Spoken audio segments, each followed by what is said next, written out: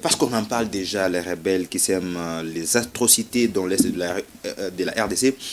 Alors, on s'est dit, lorsque les yeux des Congolaises et Congolais sont rivés vers Doha, aux Émirats Arabes Unis, mais aussi aux USA pour les retours de la paix en RDC, certains acteurs politiques de l'opposition estiment, selon eux, que Tshisekedi veut justement vendre les minéraux de la République pour ses propres intérêts.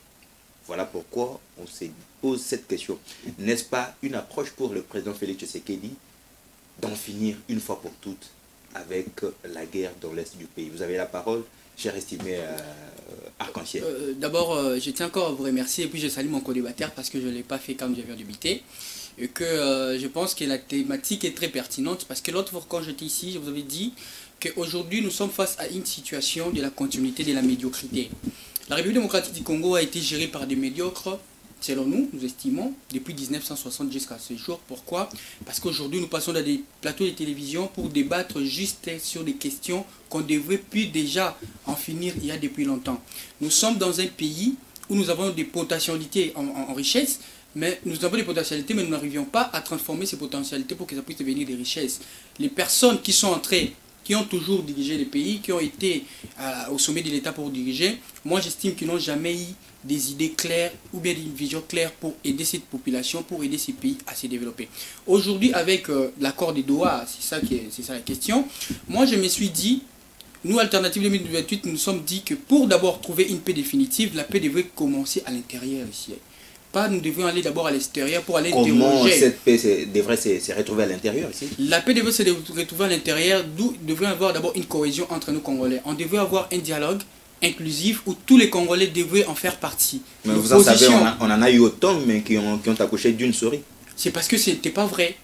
Ce n'était pas vrai, il y avait de l'hypocrisie. Aujourd'hui, pour que nous puissions trouver une paix définitive, nous devons commencer à l'intérieur ici du pays. On ne doit pas aller chercher la solution ailleurs, tandis que nous, ici à l'intérieur, nous sommes divisés. Aujourd'hui, nous avons besoin d'un dialogue inclusif, d'où nous devons trouver tous les partis, l'opposition, la majorité, la société civile, voire même l'opposition armée. Pourquoi ?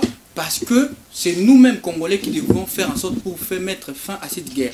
Mais quand on va à l'extérieur du pays, parce qu'entre États ici, si nous sommes en droit international, on dit qu'entre États, il n'y a que des intérêts.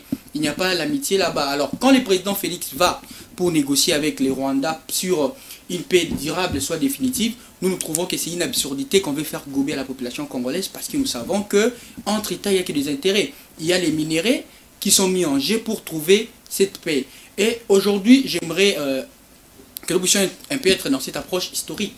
Avec Joseph Kabila, quand il y a Raymond Tshibanda qui a négocié avec les Rwandais sur les mixages et brassages et autres, où en sommes-nous aujourd'hui? Est-ce que nous pouvons trouver une paix définitive en négociant sur base de nos minéraux et nous admettons que nous allons trouver cette paix définitive en donnant nos minéraux? Moi, je trouve que ce n'est pas ça. Parce qu'une fois que cet intérêt ne sera plus comme convenu, nous allons voir encore des rébellions parce que les enjeux vont se jouer sur nos minéraux. Alors aujourd'hui, comme je viens de le dire, nous devions d'abord commencer à nous réconcilier entre Congolais, avoir un dialogue inclusif, d'où nous allons trouver tous les partis. Ainsi, nous allons voir maintenant avec nos voisins qu'est-ce que nous pouvons faire. La grande question question aujourd'hui, c'est quand vous parlez d'un dialogue vrai.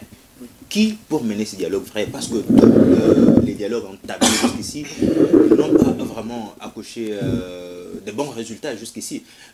Il y a même le processus en cours où la CENCO-SCC est en train de mener justement qu'on appelle pacte social pour la paix et le bien vivre ensemble, mais qui peine justement à décoller parce que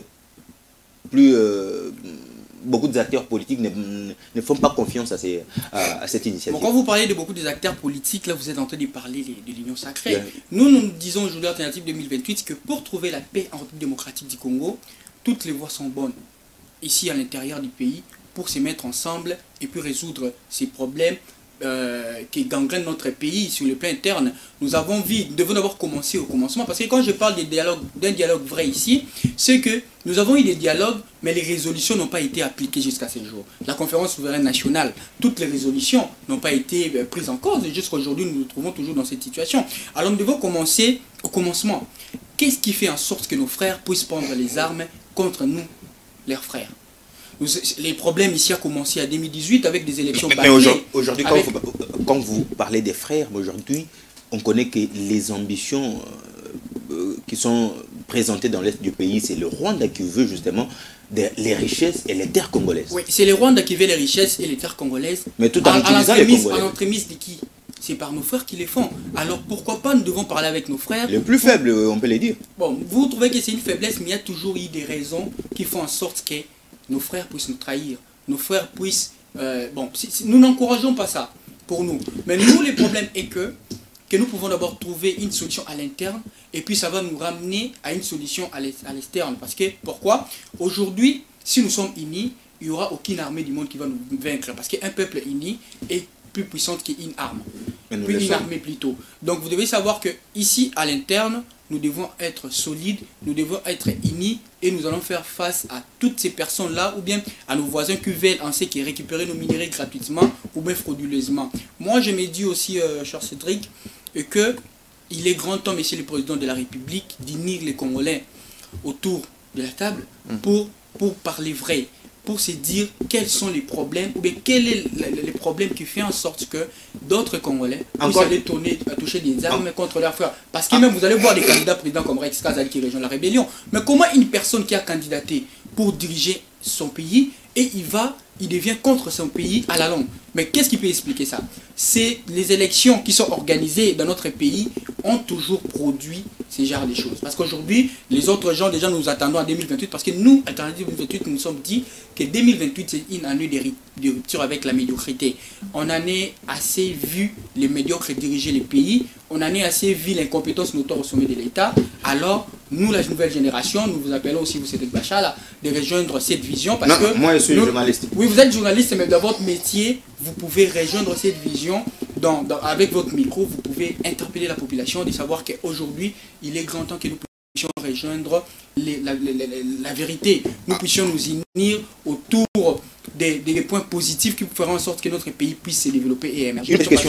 Nous puissions parler aussi de développement dans notre pays. Une petite question, avant de prendre Rocky Congolo. Je vous pose cette question, c'est en fonction justement de ce qui s'est fait sur terrain.